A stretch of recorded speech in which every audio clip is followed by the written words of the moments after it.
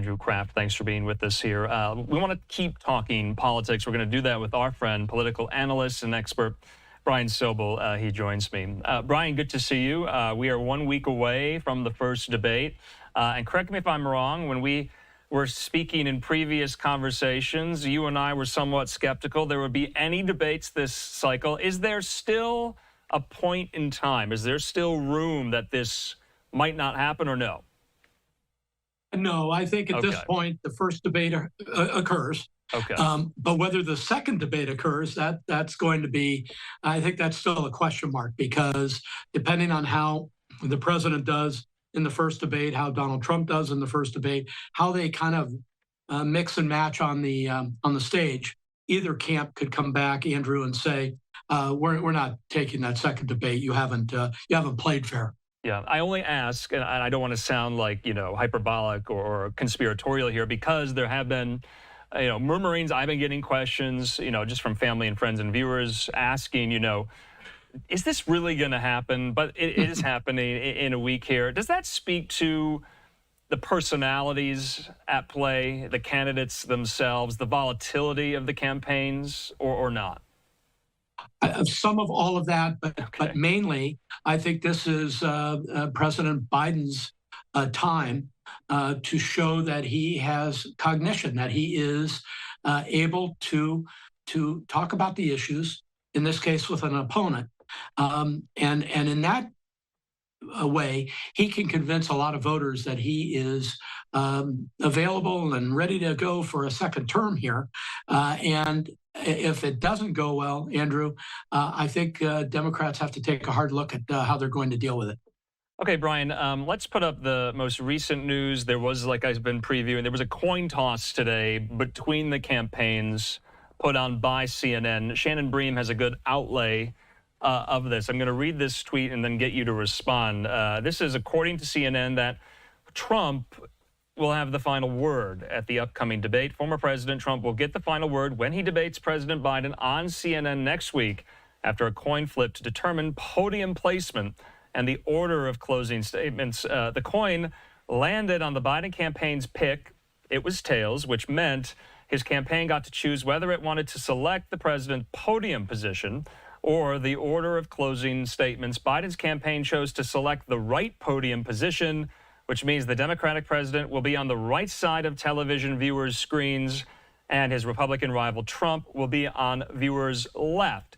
Trump's campaign then chose for the former president to deliver the last closing statement, which means Biden will go first at the conclusion of the debate here. So, Brian, final statements. Trump gets the last word. A lot of these debates have the opportunity at the very end of the debate, of course, for closing arguments. But podium position. Okay, you got to help me make sense of this. Why on earth would podium position be advantageous or disadvantageous to one candidate or the other? Is this all TV optics, or is there a strategy behind podium position? Mainly TV optics and what the eye wanders to when you're looking at a TV set. Most people are right-handed. They tend to kind of view to the right. I think it's kind of way out there to spend a lot of time on podium placement. And especially if given the opportunity to have the last word, where you are on the stage, I think matters less. But there are these theories about how viewers watch things and where their eyes go to on a screen. But, in the world of fairness, all of the camera shots are going to be equally distributed in theory. And so I don't know that you're going to, be drawn one way or the other. But somebody in the Biden camp thought it was a really, really good idea to be on the right side of the stage. Yeah, I just thought it was, somewhat interesting, maybe for those who work on campaigns and who work in TV, and they have their eyes specifically on podium placement here. Brian, we'd be remiss if we didn't talk about the candidate who did not qualify for the debate. That's, of course, Robert F. Kennedy Jr. here, issued quite the broadside against CNN, against the system about this today. I want to read in part what he said in this statement. He said this, Brian: If the American people could hear what all three candidates had to say about the critical issues facing our country, the choice between these three men would be clear.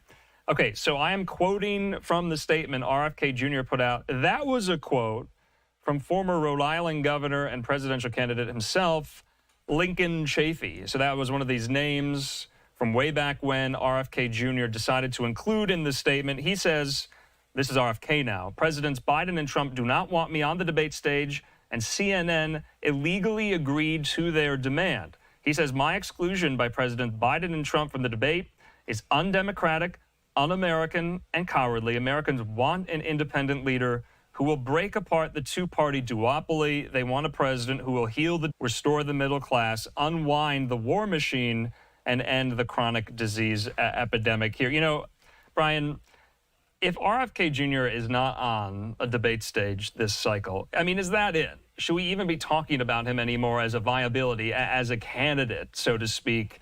Is his import and impact in this race now nil, moot, because he won't be on these debate stages? We have to consider really how many people follow RFK Jr. And if we say that a certain group of independents declined to states, others, some Democrats, some Republicans, support RFK Jr., and that's, say, 9%, 10%, then it may very well, Andrew, be a wash. Half roughly go to the Dem, half go to the Republican.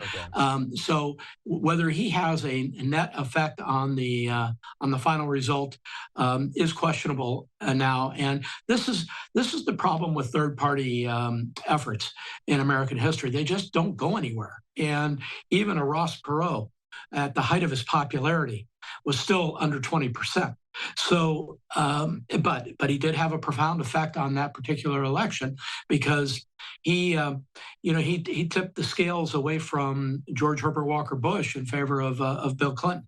So, an independent candidate can have an effect at the end of the day on the race, but whether that person individually, for example, RFK Jr., would have a chance to win somehow because he has more exposure, I doubt that.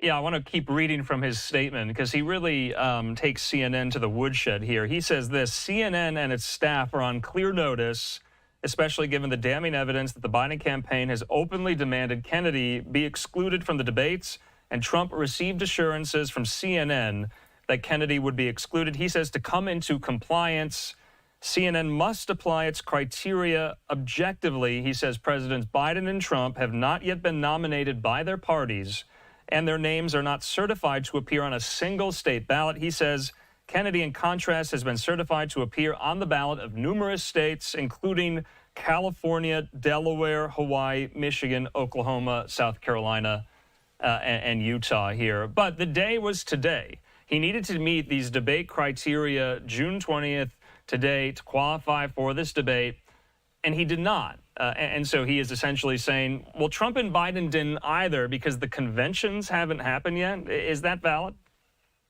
No, but if it's what he has to go with to say, I should be on that stage and I'm being unfairly excluded. But again, this is a third-party candidate who hasn't exactly rung the register in terms of the numbers of people in America who indicate that they are going to vote for him or have some interest in him. And I feel like he's got a voice. He is an intelligent guy who's saying some interesting things. But there are a whole lot of people like him, and not all of those people should be on the debate stage. And frankly, at the end of the day, this is going to come down to Joe Biden, President Joe Biden, and former President Donald Trump. Okay. So, so to that extent, he's a distraction. Okay. So, did the Trump and Biden camps, did they gain a victory here by having RFK Jr. off the stage? I mean, it's not like they were, colluding amongst themselves to do it. It's just that RFK Jr. didn't have the requisite criteria to make that stage. And if so, does that mitigate the danger that maybe the Biden and Trump campaigns saw in RFK Jr.'s campaign here, that, he won't be on the stage? Does Does it mitigate that? Because you and I have discussed so many times before, who will RFK Jr. hurt?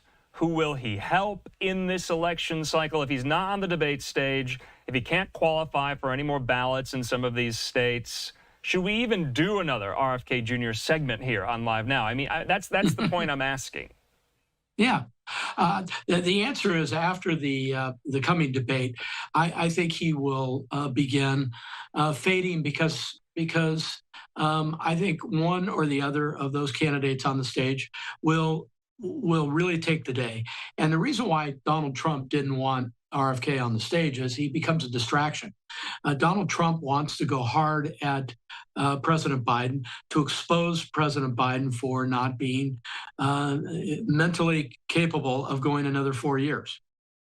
From the Biden camp perspective, again, RFK is a distraction. They want to be able to brief President Biden on all things Trump. And anything else that comes in is extraneous matter that takes away from what these two people want to do for different reasons. Yeah. They both want to challenge each other. The third wheel doesn't help them in their race for the presidency. Yeah, Brian, I just want to put this up from our friend Ben Jacobs.